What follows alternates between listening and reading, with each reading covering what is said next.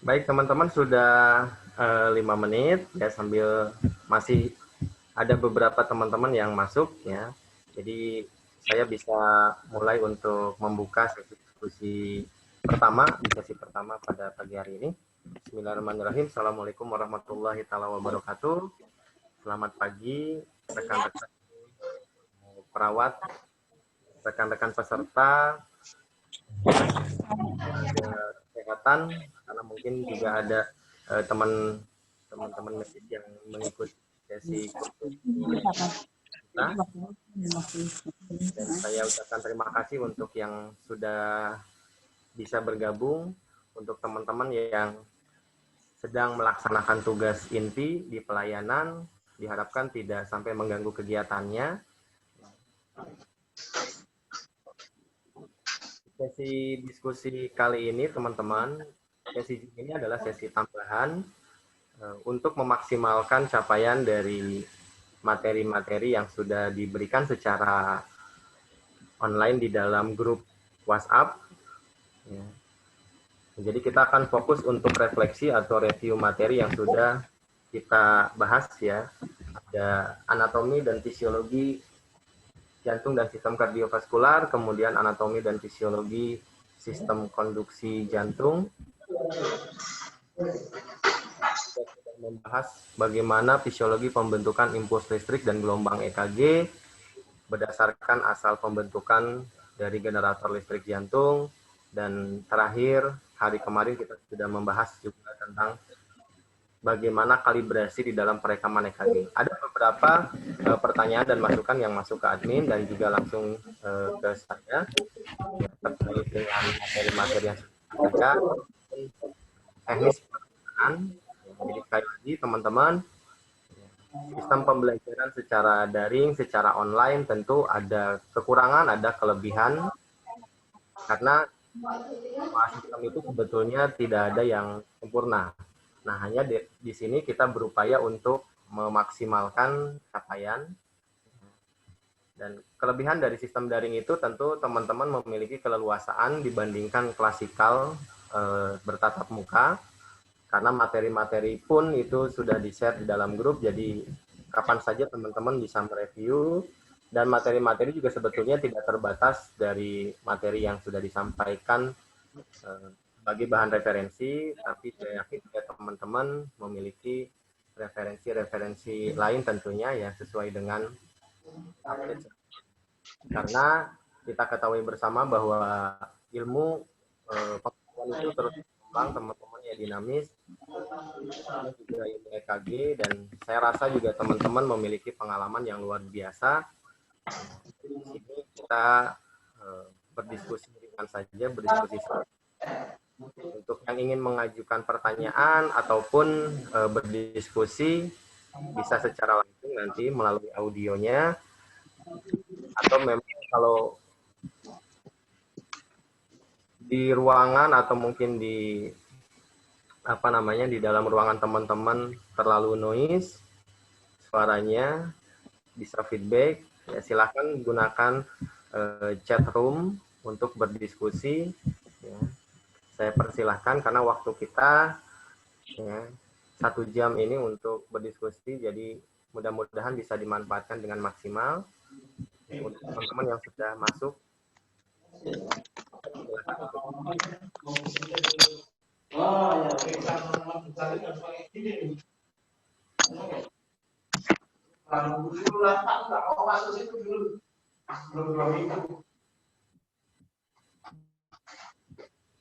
Dua minggu orang itu aman-aman aja kalau kantor keadaan dulu kan.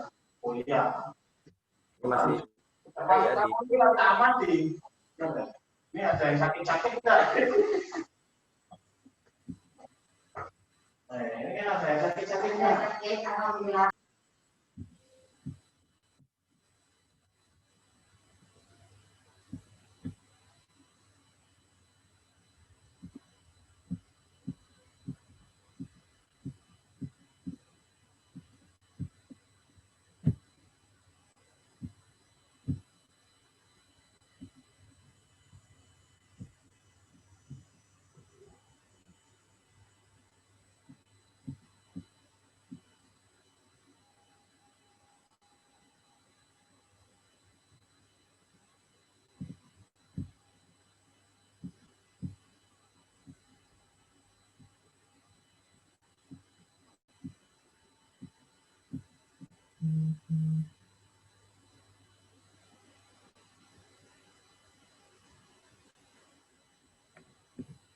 Oke, teman-teman, sambil kita menunggu teman-teman yang lain, jadi saya sambil jalan saja ya teman-teman, sambil menunggu pertanyaan atau mungkin diskusi dari teman-teman. Ya. Saya ingin mereview kembali dari materi-materi yang sudah kita sampaikan, terutama pertanyaan-pertanyaan yang kemarin masuk ya di sesi yang terakhir. Kalau untuk anatomi dan fisiologi dari sistem kardiovaskular, saya rasa teman-teman tidak terlalu sulit karena materinya juga sudah pernah kita dapatkan ya di bangku kuliah. Yang penting anatomi jantung secara umum teman-teman ya itu harus kita kuasai. Kalau kita melihat bahwa jantung itu adalah organ vital ya yang termasuk dalam sistem kardiovaskular, sistem peredaran darah yang memiliki peranan sangat penting teman-teman. Ya. Dalam jantung kalau kita lihat itu terdiri dari 4 chamber, ada 4 ruangan. Jadi yang terpenting teman-teman memahami anatomi fisiologi jantung secara umum. Ya. 2 ruangan yang berfungsi sebagai reservoir itu adalah atrium kanan dan kiri, mendapatkan trigger stimulus dari nodus sinus atau S-anud. Kemudian 2 ruangan yang di bawah itu adalah ventricle, ada ventricle kanan dan kiri, itu mendapatkan trigger stimulus terbesar dari nodus AV dan berkas Purkinje atau serabut Purkinje. Nah, dalam kondisi normal, sistem konduksi jantung itu teman-teman berjalan secara otomatis dan sekuensial. Maksudnya apa? Otomatis itu dipersarapi oleh sistem saraf otonom, dalam hal ini dipengaruhi oleh saraf parasimpatis dan simpatis, ya, yang akan merespon jantung terhadap kebutuhan sirkulasi tubuh. Nah, selanjutnya, yang juga harus teman-teman pahami adalah bagaimana pembentukan impuls listrik di jantung yang kita kenal dengan periode depolarisasi dan repolarisasi, kemudian ada periode terpolarisasi atau periode resting. Nah, yang dibaca oleh alat EKG itu teman-teman adalah 2 aktivitas kelistrikan yang ada di dalam jantung, yaitu depolarisasi dan repolarisasi. Di materi sebelumnya saya juga sudah bahas bahwa 4 aktivitas yang terjadi pada cardiac cycle atau siklus jantung, ya, yaitu adalah depolarisasi atrium, kemudian repolarisasi atrium, depolarisasi ventricle, dan repolarisasi ventricle. Nah, itu 4 aktivitas yang terjadi di dalam satu siklus jantung. Tapi yang terekam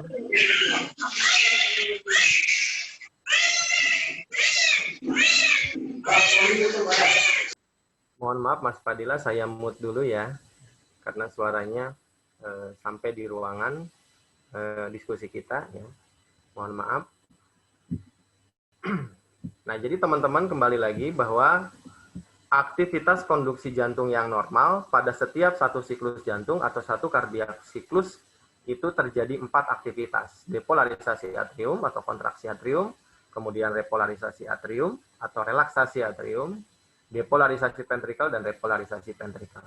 Nah, kemarin disampaikan bahwa yang terekam oleh alat EKG atau mesin EKG itu hanya 3 aktivitas, teman-teman. Yaitu depolarisasi atrium, yang digambarkan oleh gelombang P, kemudian depolarisasi ventricle, yang digambarkan oleh kompleks QRS, dan repolarisasi ventricle, yang digambarkan oleh gelombang T. Nah ini ya, yang kalau teman-teman lihat seperti di gambar ini ya, depolarisasi atrium, depolarisasi ventricle, dan repolarisasi ventricle. Ya.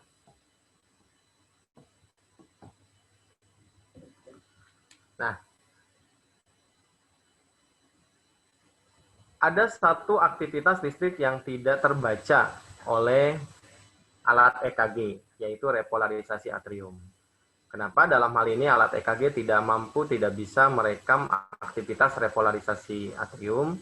Nah, ini dikarenakan delay fisiologis yang terjadi pada nodus AV itu durasinya sangat singkat sekali, teman-teman. Kalau diukur itu sepersekian detik, sangat cepat sekali. Jadi dari periode relaksasi atrium dengan kemunculan kontraksi ventricle itu waktunya sangat-sangat cepat sekali, dan aktivitas listrik pada kontraksi ventricle atau depolarisasi ventricle ya, QRS, nah ini sangat tinggi secara voltase, artinya alat EKG cenderung mengukur periode depolarisasi ventricle. Jadi aktivitas relaksasi atrium itu kalah ya secara kelistrikan, sehingga alat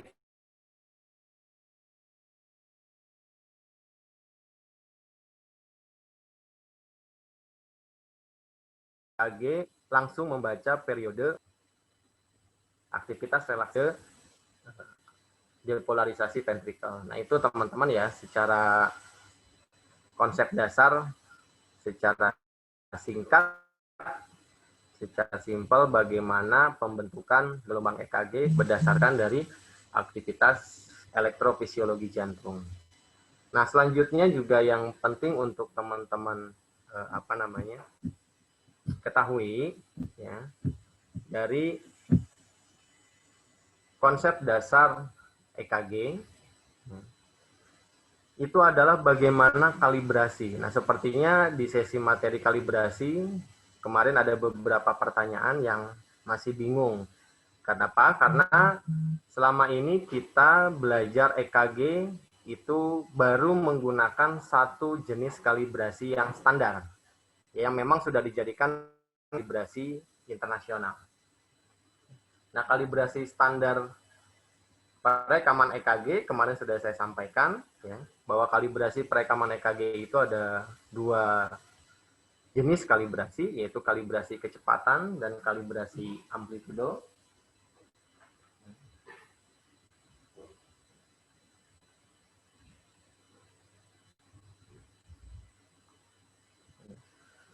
Nah, kalibrasi kecepatan, teman-teman, itu distandarisasi secara internasional adalah 25 mm per second.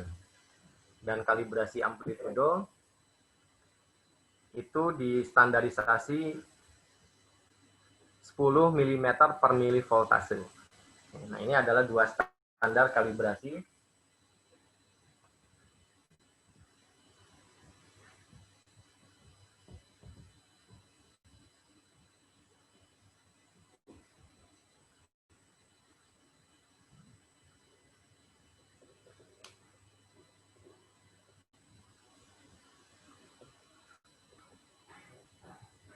Yang harus juga teman-teman ketahui bahwa di dalam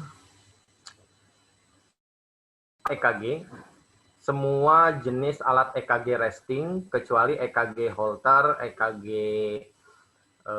monitoring, ya, kemudian EKG ambulatori, EKG treadmill, itu memiliki settingan yang berbeda. Tapi kalau untuk EKG resting, 12 lead, ya, mau merek apapun sebetulnya, itu prinsip perekamannya sama, ya, dan juga fiturnya tidak terlalu berbeda. Ada fitur standar untuk perekaman otomatis dan manual, ya. Kemudian juga ada yang sudah dilengkapi dengan interpretasi. Nah, kemarin juga ada pertanyaan bahwa Pak, bagaimana untuk interpretasi EKG yang sudah dilakukan oleh alat, apakah ini bisa digunakan ya untuk diagnosa apa? Nah, teman-teman perlu saya sampaikan di sini bahwa alat EKG itu sudah disetting otomatis, dia sudah diprogram ya. Jadi ketika muncul gambaran EKG ya tertentu yang memang sudah ada di dalam memori mesin itu ya, dan sudah dengan algoritmanya dia lakukan pencocokan, maka akan muncul diagnosa. Nah, tetapi kita sebagai operator tidak boleh artinya mempercayakan 100% dengan hasil bacaan dari alat teman-teman. Nah, karena sebagai interpreter nanti sebagai operator, ya, bukan hanya faktor dari EKG saja yang harus kita pastikan, tapi juga klinis pasien dan juga dari pemeriksaan yang lain. Itulah kenapa di dalam ilmu EKG ada istilah don't treat the monitor, but treat the patient. Nah, itu artinya apa? Jadi kita harus mentreatment itu adalah pasien, bukan gambaran EKG. Jadi intinya yang diobati itu bukan EKG-nya, bukan gambaran EKG-nya, tapi pasien. Nah, seperti itu. Ya, karena ada beberapa kejadian, ya, contoh pasien menunjukkan adanya early repolarisasi, tapi dianggap oleh alat EKG itu gambaran ST elevasi. Nah, sedangkan kita tahu bahwa gambaran ST elevasi itu merupakan periode akut infak dari otot jantung atau miokardium.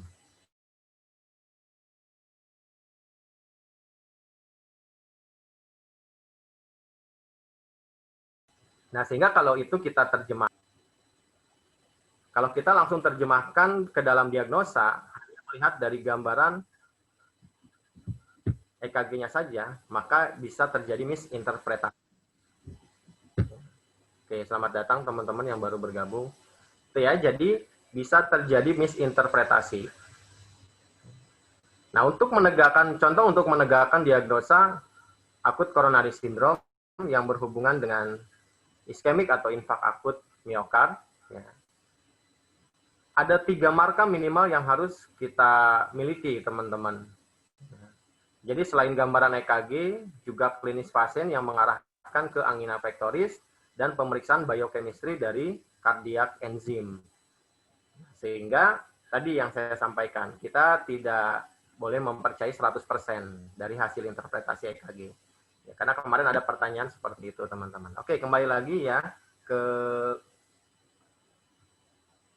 kalibrasi perekaman, karena ini yang ingin saya fokuskan juga teman-teman di sesi diskusi kita.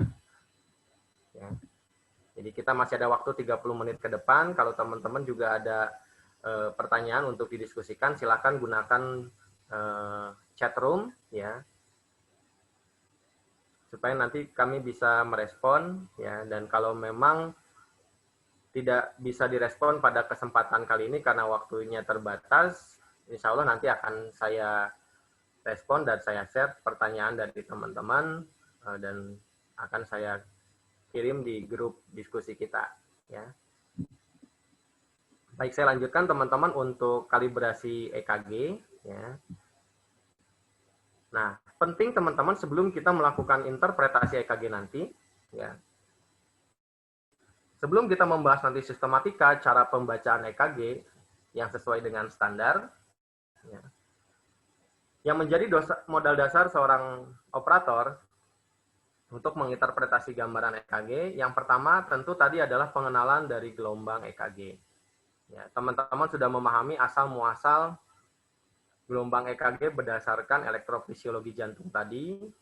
Kemudian teman-teman juga sudah mengenali gelombang-gelombang EKG tadi, ya, gelombang P, kompleks QRS, gelombang T, kemudian ada interval, ada segmen, ya, interval terbagi dua, ada PR interval, ya, kemudian ada interval QT interval, segmen juga ada dua, ada PR segmen dan ada ST segmen.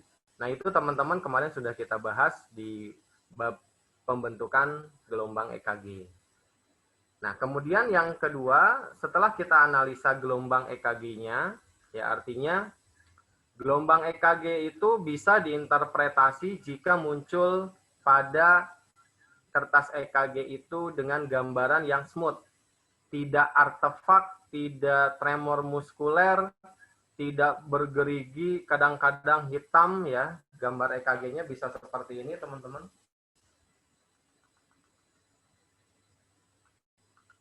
Nah, kemudian teman-teman bisa juga menemukan gambaran EKG yang tidak digaris isoelektris seperti ini, ya. Gelombangnya naik turun. Nah, itu sebetulnya termasuk kategori gambaran EKG yang uninterpretable, teman-teman. Artinya tidak bisa diinterpretasi dengan maksimal. Jika kita memaksakan untuk menginterpretasi gambaran EKG seperti ini, ya, ini juga dikhawatirkan akan terjadi misinterpretasi. Jadi gambaran EKG yang baik itu harus smooth dan tepat di garis isoelektris pada masing-masing lead-nya, sehingga nanti kita bisa menilai jika ada respon iskemik atau injury akut, ya, karena yang kita butuhkan nanti adalah keisoelektrisan dari setiap gelombang EKG. Jadi gelombang EKG-nya itu harus smooth. Smooth itu berarti gelombangnya mulus, garisnya itu mulus, tidak bergerigi, tidak hitam, tidak ngeblok, ya. Nah, itu adalah syarat suatu gambaran EKG bisa diinterpretasi, teman-teman. Ya, karena kita nanti menginginkan hasil yang valid tentunya, menginginkan hasil yang maksimal dari sebuah interpretasi. Oke, nah itu adalah syarat yang pertama, ya, pengenalan gelombang. Kemudian yang kedua tadi adalah pengenalan kalibrasi. Jadi syarat utama sebelum teman-teman melakukan interpretasi EKG, ya, teman-teman harus melihat kalibrasi yang terekam di dalam kertas EKG pasien. Apakah kalibrasinya ini kalibrasi standar yang digunakan atau kalibrasi yang memang sudah dirubah? Karena kita tidak tahu operator sebelum kita, ya, dia merubah apa tidak gambaran, merubah atau tidak kalibrasi EKG-nya.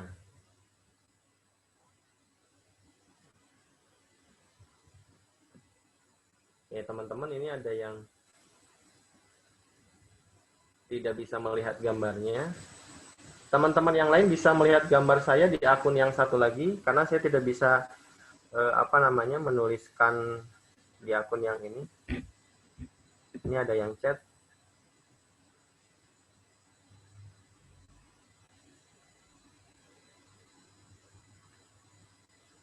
Untuk yang di akun Sayung Supriyatno, apakah teman-teman bisa melihat gambar papan tulis? Kalau bisa, mohon responnya. Mbak Dwi bisa? Oke, sip. Ya, mudah-mudahan yang tidak bisa nanti bisa segera. Oke, saya lanjut lagi teman-teman ya, karena waktu kita sedikit terbatas. Untuk kalibrasi kecepatan dan amplitudo itu teman-teman wajib lihat. Nah, biasanya di rekaman EKG itu di paling bawah itu dituliskan, kalau teman-teman sekarang ada file perekaman EKG pasien, boleh sambil dilihat ya, yang lagi dinas. Nah, itu ada tidak? Nah, tulisan kalibrasi 25 mm per second. Ya. Nah, itu adalah kalibrasi kecepatan. Kemudian kalibrasi amplitudo, nanti teman-teman lihat di setiap lead EKG akan muncul gambar seperti ini. Nah, ini adalah gambar kodifikasi untuk amplitudo atau gain amplitudo pada EKG. Ada beberapa mesin yang memberikan kode. Di bawahnya tulisan X1. Nah, X1 ini adalah maksudnya kalibrasi yang standar. Ya, kalibrasi yang standar adalah 10 mm per milivoltase. Jadi kalibrasi kecepatan standarnya 25 dan kalibrasi amplitudo standarnya 10.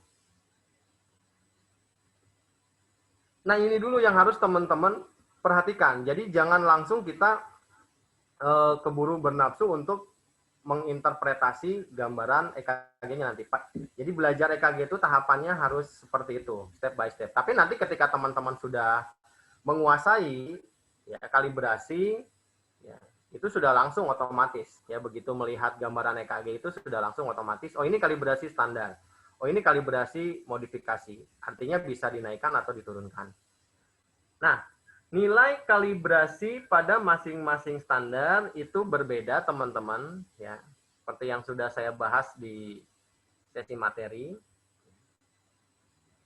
Jika kalibrasi kecepatan 25, maka nilai satu kotak kecilnya adalah 0,04 second.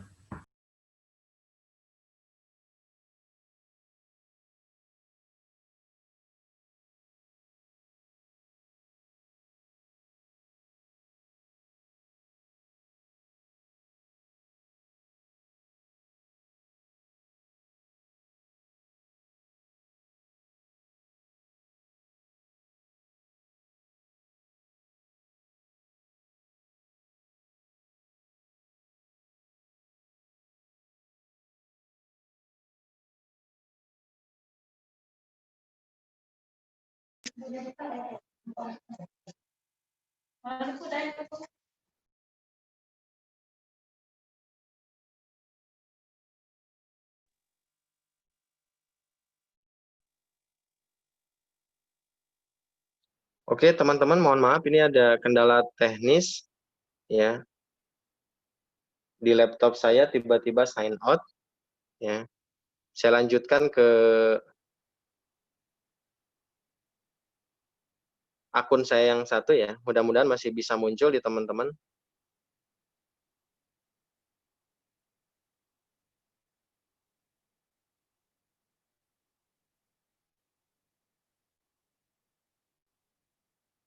Oke, sambil menunggu.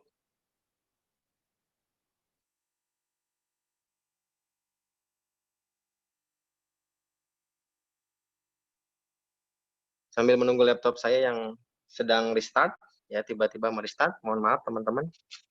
Lagi, saya lanjutkan dulu, ya.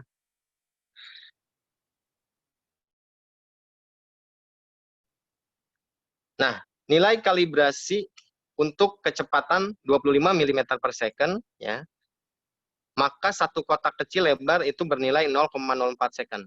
Kemudian untuk kalibrasi 10 mm dengan kodifikasi X1, ya, kalau teman-teman menghitung tinggi, apa ya, saya sebutnya ini adalah gapura, ya, untuk kode amplitudo, itu ada 10 kotak kecil. Nah, itu berarti kalibrasinya adalah 10 mm per milivoltase. Jadi nilai satu kotak kecilnya adalah 0,1 milivoltase. Nah, ini penting, teman-teman. Supaya apa? Supaya nanti kita dalam menghitung durasi dan amplitudo dari gelombang EKG itu tidak salah.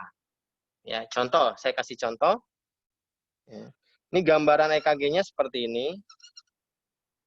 Nah, nanti teman-teman di interpretasi EKG yang pertama adalah measure atau pengukuran. Nah, pengukuran di sini itu berarti teman-teman akan mengukur apakah gelombang EKG tadi normal atau tidak, baik durasi ataupun amplitudo. Oke, sebentar teman-teman, mohon maaf, ini saya sedang setting laptopnya.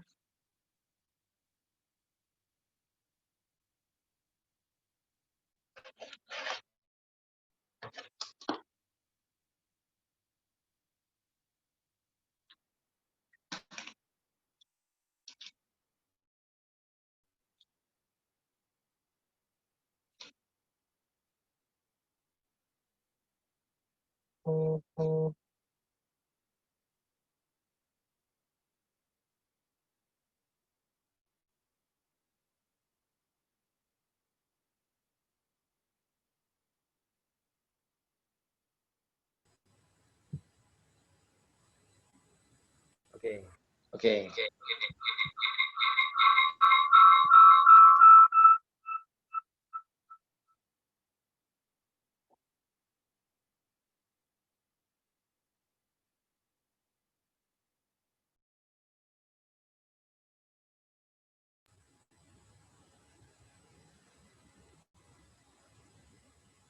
Baik, teman-teman, saya lanjutkan lagi ya. Ini ada yang masuk kembali di ruang Zoom. Saya terima dulu. Oke. Nah, teman-teman, saya sebagai contoh saya akan memberikan, saya mute dulu ya, bisa fokus. Ini saya akan memberikan contoh, teman-teman ya. Pada kalibrasi standar dengan nilai satu kotak kecil untuk lebar 0,04 dan tinggi adalah 0,1 mV. Ya. Kita akan coba menghitung yang pertama adalah gelombang P.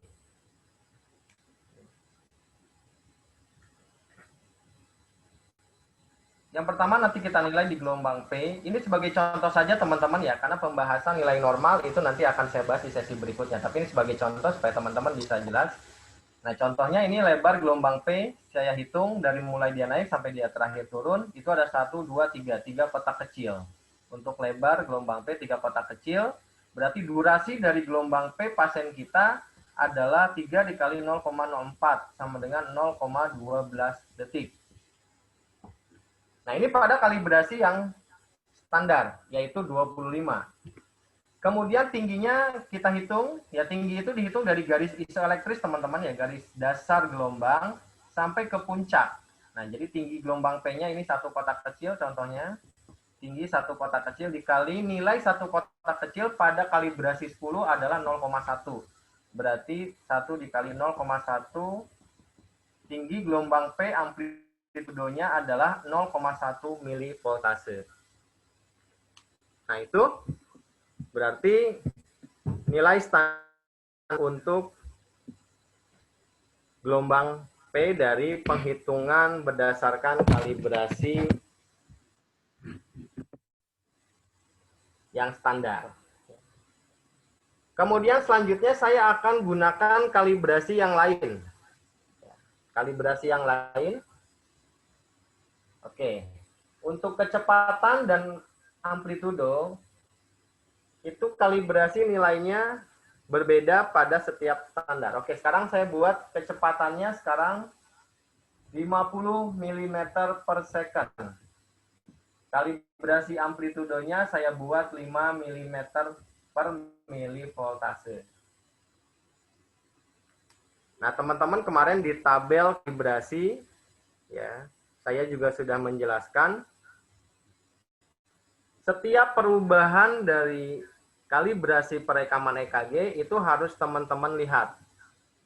Dan jika kita memang sengaja merubah kalibrasi perekaman EKG, maka teman-teman harus menuliskan pada hasil rekaman EKG pasien. Ya, contoh, untuk kalibrasi kecepatannya 50, berarti nilai satu kotak kecilnya adalah 1/50.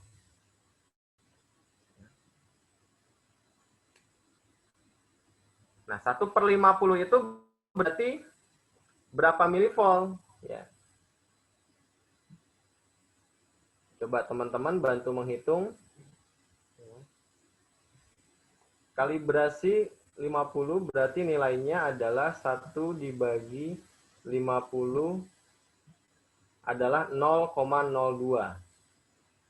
Oke, betul ya teman-teman ya. Nilainya adalah 0,02 second.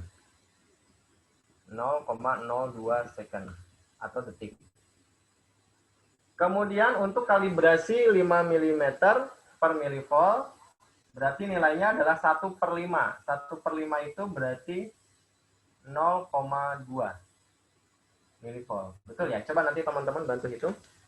Saya hitung pakai kalkulator karena khawatir salah nanti nilainya.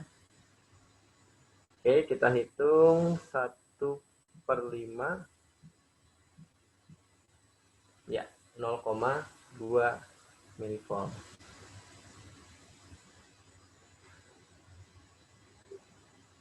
Oke, jadi nilainya 0,2 milivolt. Nah, sekarang coba kita aplikasikan dalam menghitung gelombang P tadi. Ya, dalam menghitung gelombang P, coba kita hitung lebar gelombang P. Ya, tadi 3 kotak kecil berarti 3 dikali nilainya 0,02. Karena kalibrasinya sudah kita ganti. Berarti jadi nilainya adalah 0,06 second. Kemudian untuk tinggi berarti nilainya 1 kotak kecil dikali 0,2 milivolt.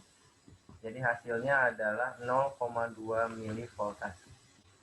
Nah, nilainya sudah berbeda teman-teman. Itulah kenapa saya sampaikan bahwa penting untuk melihat kalibrasi sebelum nanti teman membaca hasil atau membaca interpretasi EKG.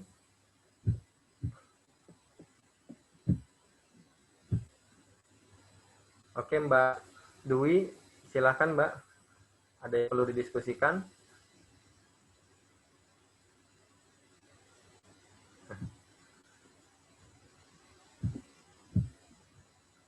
Oke teman-teman ya, saya sambil lanjut. Nah itu adalah kalibrasi EKG. Dan kalibrasi yang lain juga caranya berarti sama teman-teman ya. Untuk kalibrasi yang lain caranya sama. Saya hapus dulu.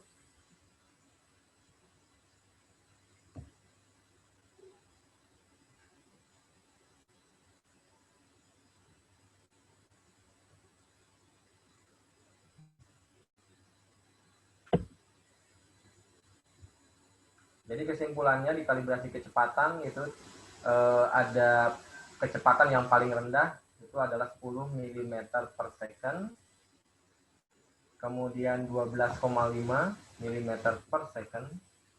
Kemudian 25 mm per second. Dan 50 mm per second. Ini untuk kalibrasi kecepatan. Nah, masing-masing nanti nilai satu kotak kecilnya berbeda. Kemudian untuk kalibrasi amplitudo, itu dari yang paling rendah adalah 2,5 mm per milivoltase, kemudian 5 mm per milivoltase, 10 mm per milivoltase, dan 20 mm per milivoltase.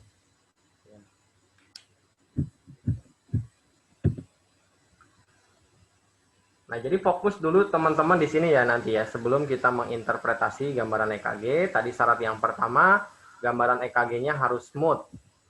Tidak boleh artefak. Artefak itu tadi bergerigi teman-teman ya. Kemudian kadang juga gambaran EKG-nya ngeblok, hitam ya. Nah, itu kendala-kendala teknis seperti itu nanti akan saya bahas di bab berikutnya teman-teman ya, terkait dengan tips and trick ya, di dalam perekaman EKG. Jadi kalau menemukan kendala-kendala seperti contoh tadi gambaran EKG yang artefak, tremor muskuler, nah itu berarti ada yang salah pada saat kita melakukan perekaman. Nah itu nanti akan saya bahas secara khusus teman-teman ya. Karena kita juga harus memperhatikan karakteristik dari alat EKG yang memang dia mudah sekali terpengaruh dengan medan elektromagnetik. Ya, jadi bisa terjadi interferensi. Mungkin ada alat-alat di sekitar ruangan yang memancarkan medan elektromagnetik ya, atau mungkin pasien itu masih mengenakan logam-logam dan benda-benda lain yang memang bisa mengganggu medan elektromagnetik kelistrikan dari atau sensitivitas dari alat EKG-nya. Nah, itu nanti akan kita bahas di tips and trick ya teman-teman, ada materi khusus juga nanti. Oke, saya lanjut dulu. Ini adalah kalibrasi kecepatan dan kalibrasi amplitudo. Nah, yang menjadi standar pada perekaman otomatis, ini yang saya kasih kotak ya teman-teman. Untuk kecepatan itu 25 dan untuk kalibrasi amplitudo itu 10. Nah, masing-masing ini teman-teman sudah harus tahu nilainya ya.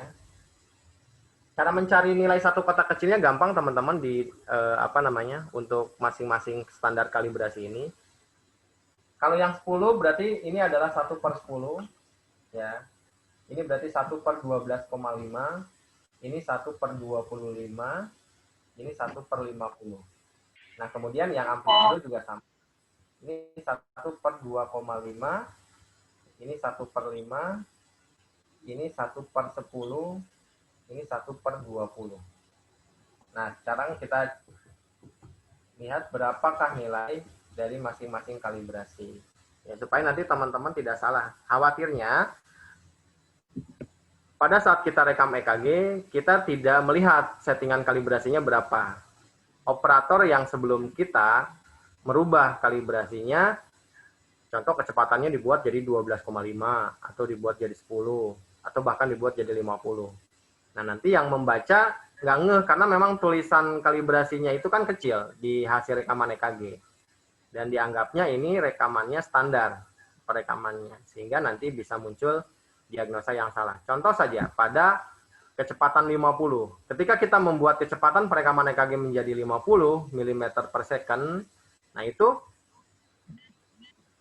heart rate pasien pasti akan turun dari yang standar. Jadi akan dibuat setengahnya. Jadi kalau heart rate-nya 100 kali per menit, maka dari perekaman yang 50, heart rate-nya itu bisa 50 kali per menit, setengahnya. Nanti akan terbaca menjadi bradikardi. Kemudian lebar gelombang EKG-nya pun akan berubah. Ya. Jadi lebar gelombang EKG-nya pun akan berubah nanti. Nah, itu juga bisa menimbulkan interpretasi yang salah. Jadi teman-teman perhatikan. Oke, untuk yang kecepatan ini berarti 0,1 second. Jadi satuannya second ya, setelah kita konversi milimeter per second jadi berubah menjadi second. Yang 12,5 ini berarti 0,08 second. Ini 0,04 second. Ini adalah 0,02 second. Kemudian untuk amplitudo ini berarti 0,4 millivolt. Yang 1/5 berarti 0, millivolt. Ini 0,1 millivolt. Dan ini 0,05 millivolt. Oke, nah itu adalah nilai kalibrasi untuk perekaman EKG. Jadi teman-teman sekali lagi perhatikan, kalibrasi perekaman EKG itu bisa berubah atau memang sengaja dirubah. Ya. Tapi ketika teman-teman menggunakan mode otomatis di dalam perekaman, ya, di dalam perekaman EKG, maka sudah pasti kecepatannya akan dibuat di 25, ya, dan amplitudonya akan dibuat standar juga 10. Jika kita menggunakan mode otomatis. Ya. Tapi ingat teman-teman, walaupun menggunakan mode otomatis, ya, wajib untuk kita sebelum menginterpretasi itu adalah melihat kalibrasi. Ya. Kalibrasi kecepatan biasanya ada di baris paling bawah, dan kalibrasi amplitudo itu di setiap lead teman-teman wajib untuk lihat. Karena ada beberapa alat EKG yang walaupun merekamnya menggunakan mode otomatis, dia bisa merubah kalibrasi amplitudo pada satu perekaman. Ya. Terutama pada sadapan ekstremitas dan sadapan prekordial, itu biasanya bisa berbeda kalibrasi amplitudonya. Tapi untuk kalibrasi kecepatan itu berlaku untuk semua lead. Ya, sekali lagi teman-teman mohon diperhatikan nanti ya bahwa kalibrasi kecepatan itu berlaku untuk semua lead dalam satu periode perekaman. Dari lead 1 sampai V6 itu berlaku kalibrasi kecepatan yang sama. Ya, jadi kalau kalibrasinya 25 ya berarti semuanya kalibrasi 25.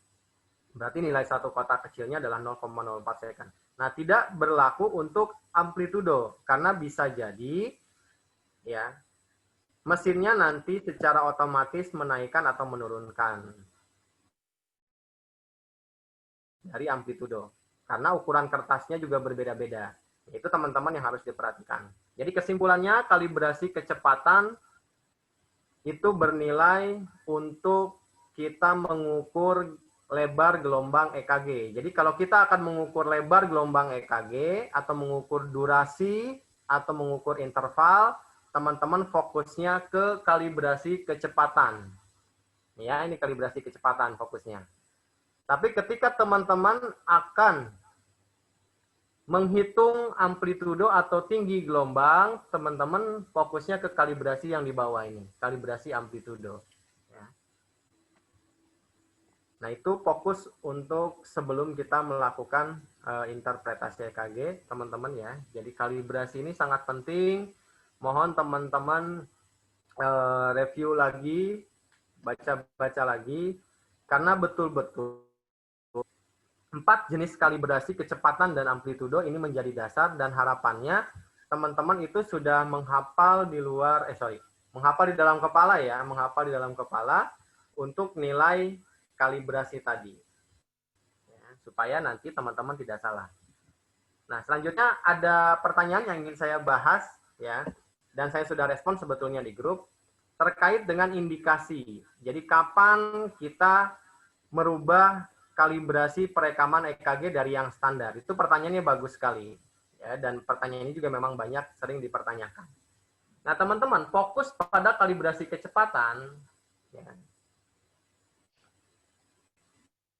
kita akan merubah kalibrasi kecepatan ketika pasien ini denyut jantungnya terlalu cepat, artinya takikardi, pada pasien-pasien dengan takikardi, takiaritmia. Nah, terkadang gelombang P itu sangat kecil sekali dan terkadang tidak nampak jelas pada gambaran EKG. Sehingga teman-teman harus turunkan speed-nya. Dalam hal ini adalah frekuensi laju QRS yang ingin kita turunkan. Nah, tapi di mesin EKG kebalikannya teman-teman. Justru kita harus tingkatkan kecepatannya. Artinya dari 25 kita naikkan jadi 50 mm per second. Nah, itu ya, jadi kalibrasi kecepatan itu berbanding terbalik dengan denyut nadi. Nah, tapi bukan berarti denyut nadi jantung pasien yang kita turunkan, ya, tapi denyut yang terekam di dalam kertas EKG yang mau kita perlambat. Ya, tujuannya adalah supaya kita bisa melihat ini gelombang P-nya muncul atau tidak. Gitu. Itu tujuannya. Ya. Nah, kemudian untuk amplitudo, ini kapan kita akan merubah settingan dari kalibrasi amplitudo? Nah, kalibrasi amplitudo itu akan kita rubah pada pasien-pasien, contoh ya, pada pasien-pasien ini saya ambil contoh dengan kelainan adanya tamponade perikardial. Biasanya pada tamponade perikardial, QRS durasi itu menjadi lebih pendek di semua lead. Ya. Nah, terkadang kita tidak jelas untuk bisa mengukur dengan pasti tinggi gelombang R ya untuk memaksimalkan interpretasi. Nah, itu bisa kita naikkan amplitudonya dari yang standar 10 menjadi 20. Ya. Untuk amplitudo itu berbanding lurus dengan tinggi gelombang EKG, teman-teman. Jadi kalau gelombang EKG dianggap terlalu pendek, ya, itu bisa kita tinggikan dengan cara menaikkan gain amplitudo. Nah, demikian halnya jika gelombang EKG terlampau tinggi, terkadang sampai tidak terekam di kertas EKG, maka kita bisa menurunkan gain amplitudo di 5 atau 2,5. Karena memang di dalam alat EKG itu hanya ada 5 dan 2,5 untuk diturunkan dari 10. Nah, itu teman-teman ya terkait dengan kalibrasi EKG. Ya, mudah-mudahan lebih jelas lagi teman-teman. Ya, nanti siang akan saya share juga video hasil rekaman kita dan video untuk kalibrasi dari perekaman EKG, karena hari ini kita masih melanjutkan sesi materi di grup untuk materi kalibrasi EKG.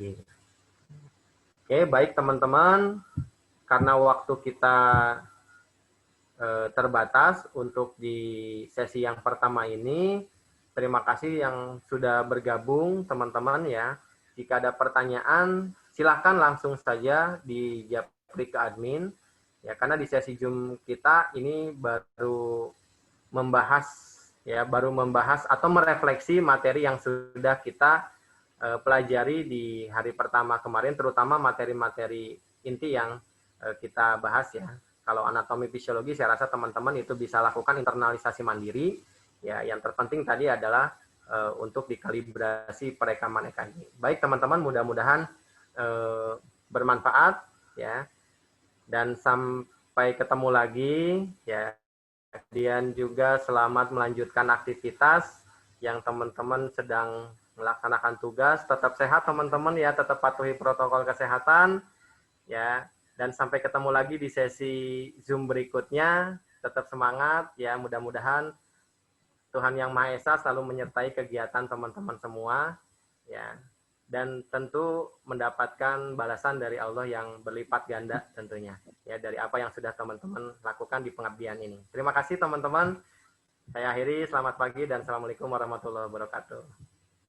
Waalaikumsalam warahmatullahi wabarakatuh.